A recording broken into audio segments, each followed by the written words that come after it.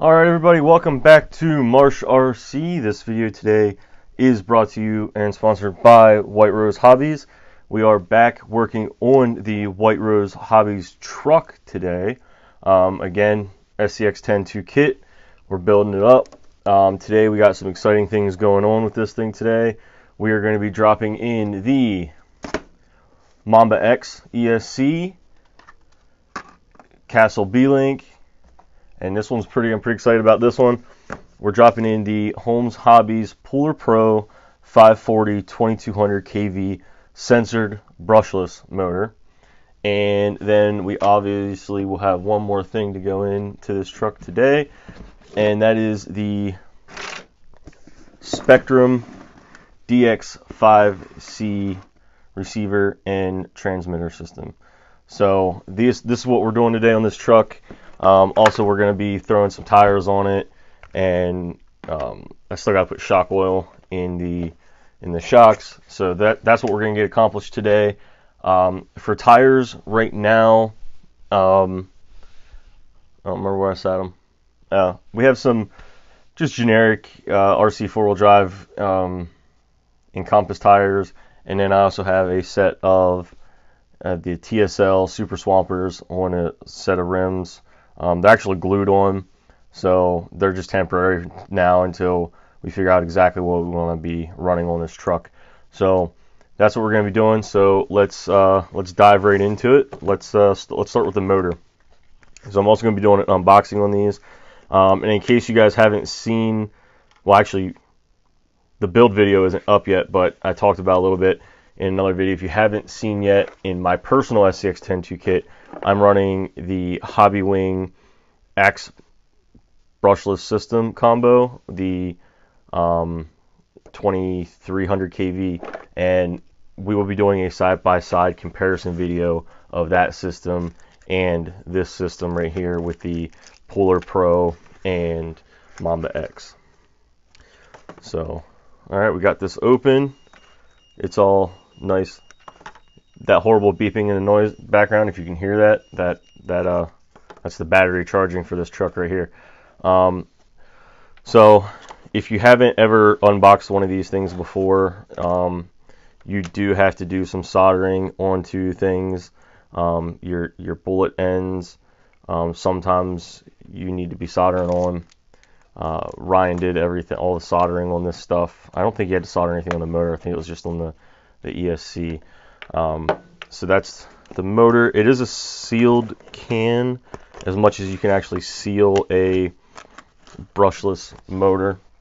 A censored, mainly you're going to have the issues on a censored system is where you plug in the sensor cable. That's the part where it's really hard to actually waterproof. But other than that, that's it. These things, I've been able to hold and touch one of these Holmes Hobbies motors a few times, and they're absolutely amazing. Like, they're very well built, very, very good products. And then we have the staple that almost anyone who's been in crawling for any time knows, the Mamba X ESC. So when you open this box up, you have the driver's guide, a quick start guide, and then a gearing chart. So it actually comes with some really good information in that. So if you're getting one of these for the first time, it is definitely worth a read, to read through that and figure out exactly what's going on. So that's it. I don't think, yep, that's it. Nothing else in here. And this is a beast of an ESC. They are large. They do have a fan on top. Now, you don't have to have that fan running if you don't want to. I highly recommend it. I've always kept them on, seen people keep them on. I really wouldn't recommend taking the fan off, but this whole top section here, where the Mamba X logo, that's the fan. So, but I mean, it is large. I have down here an old burn up AE5, axial AE5. So that's That's the size difference, just in length. Height, they're about the same, or if not the exact same. And then width, the Castle motor, or the Castle ESC, sorry, is slightly wider as well, if you can really tell. Let me get a good angle here with the lighting. So it is a little wider as well. So it is bigger than most ESCs that you'll find out there, but for what it does, it's absolutely worth it. So you have all your plugs and wires on here for everything you need. Set that off to the side. Next up, we have the Castle B-Link, which if you've never experienced the B-Link or you don't know what a B-Link is, a B-Link is a little Bluetooth device that you plug into your ESC. Sorry, that was my wife. It's a little a Bluetooth part that you plug in between your ESC. Download their app. Their app is only for Apple. They have no Android app yet. But you download the app, plug this in, sign in, and you can actually change all your ESC settings that you normally have to plug into a computer. You could actually do right through their app, like on your iPad or iPhone or iPod. All right, so let me give my wife a call back, and I'll be right back with you guys. All right, we're back. Had to make sure the wife was happy. Okay, so the next thing we're gonna open up is the DX5C. So a little bit about this. Sorry, I had to clear my throat there. This is a 5-channel system. So all the info is right here on the back. It is a 5-channel, 2.4 gigahertz DSMR system. This kit right here includes a transmitter, one of the SR415 receivers, instruction manual, binding plug. Now this will do the 5 channels. I believe though, if I remember correctly, yeah, the receiver that comes with it is only a 4-channel receiver. So if you want to do something with 5 channels, you actually will have to purchase a 5-channel receiver separately in order to do that. Now, I don't know, because this is actually my first time experiencing this, and I'm unboxing it right in front of you guys. Wow, that is a hefty manual.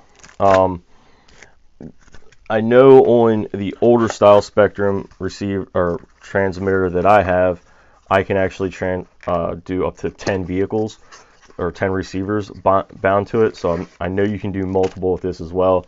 I just don't know off the top of my head how many, but I'm sure it's at least 10.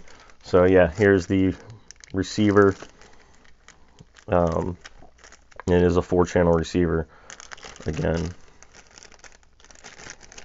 which is fine for this truck. We're not going to need a 5th channel, and if we do down the road somehow need another one, we'll put one in.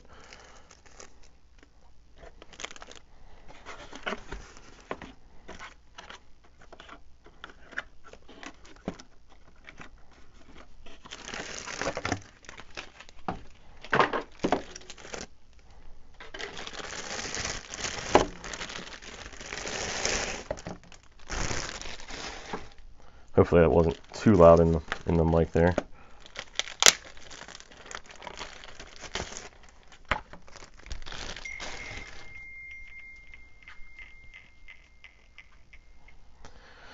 Okay, so here it is. Here's the remote. Have to get some batteries to throw in there. It feels nice. I like the way it's set up. Has a nice big display screen on here. So, alright guys, that's it. I will figure out how many vehicles we can actually attach or program to this thing, and then I will let you know. Sorry about the dinging behind me. So it's actually Zoidy bags. Zodi Bags, messaging me back from the review that I put up this morning. So if you haven't checked that out yet, make sure you go check that out. So I'll figure all this out, and I'll start installing stuff, and we'll get back to you once we have some things accomplished and go over how it's going. All right, everybody, welcome back. Show you the progress that I got on this thing so far. I got the ESC hooked up, the motor installed, I got the receiver in, I got everything bound, I got the B-Link installed. So I wanted to go over a few things that I learned with doing this. This is my first time actually installing this particular setup and my first experience with a B-Link. So let me show you what I got going on here. So in the kit, in the book, it tells you to install the ESC right here. Now in both this kit and in my personal kit, I'm going to be installing the ESC on the opposite side, mainly for two reasons. On my personal one, I don't know what we're doing with this one yet, but on my personal one, I also have my winch on there with the RC four-wheel drive wireless winch control. So I put that box right here, and that way, to me, in my mind, it kind of balances weight a little bit. Now, I know these things can tend to have a little bit of a torque twist with a high motor, and maybe they tell you to put all the electronics on one side to help with that. I don't know. But in my mind, by putting some things over on this side and then putting the ESC on this side, it kind of balances things out a little bit. So that's the reason I'm putting it over here. I mean, there's a little notched out area right here where it fits in perfectly. Plus, by putting it on this side over here, if you notice, I have my wires coming across, which kind of gives them wires a place to go, which is coming across. Whereas if I have it over here, there's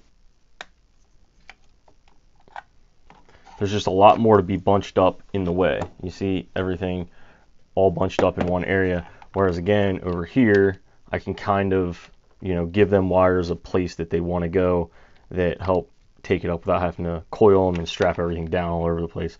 So that's where we're going to go with that. And then the other thing I still got to do yet is put the oil in the shocks and put the tires on, and then this thing should be ready to go.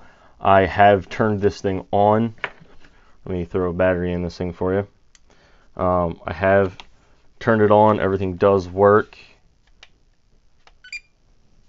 Now, one of the issues that I ran into when I was hooking all this stuff up was I had the B-Link installed and I couldn't get the radio to bind with the transmitter, or the transmitter and the receiver to bind, having the B-Link installed. So I took the B-Link out, rebound everything, and everything was fine. So just keep that in mind if you're putting a brand new setup in like this. I don't know if it was just I was doing something wrong because I had the B-Link in the system and I had to do it another way, or if it's just that's the way it is. So everything's installed, working good. So yeah, we're good to go. I did open the B-Link app just to update it and send all the info to each other so that everything's on the same page. So I will be doing when I do the comparison of this setup and the Hobbywing Axe setup, I'm also going to do a side-by-side comparison and views of the apps themselves, comparing the two apps to each other. So I'm going to cut here. I'm going to close this up the best I can. I can't close it up all the way because the servo wire is actually really short and doesn't reach all the way around to go in here. So I already got in contact with Ryan at White Rose Hobbies. He's going to make sure we get a servo extension so we can put that on there. But other than that, this thing's pretty much going to run. So I'm going to glue this down, put that in there, fill the shocks up, put tires on it, and I'll catch you guys when that's done. All right, everybody, welcome back. There it is. We're all done for the day with this thing. A real quick rundown on what we did again. I installed all the electronics. So we have the Mamba X, we have the Castle Puller Pro, We have the Castle B-Link. We have the Savox servo. That stuff's all set up, all hooked up. It does run. Again, we need to get an extender for this servo wire so we can put it out the end where it actually goes. So this isn't tight down. It's just on there so stuff in there doesn't fall out. I'll go ahead and put the front and rear bumper on it because today's Friday. White Rose is having their event tomorrow, the Midsummer Crawl. So I wanted to make sure it was at least able to be ran if Ryan or Tom or whoever at the White Rose wanted to run this thing tomorrow. Currently, we haven't made a decision on what tires and wheels are going to be running on this thing permanently. So for the time being, I had some of these sitting at the shop, RC 4-wheel drive Encompass tires or Compass tires. So I went ahead and just threw them on there for now until we figure out exactly what we're going to be running on this thing. So there it is. We are that much closer to this thing being done and ready to go. Next steps we're going to be doing will be the body. The body has to be the next thing that we do. So that's it, guys. Thanks for checking it out. Thanks for following along on this video. As always, like, share, subscribe, and stay tuned for more videos.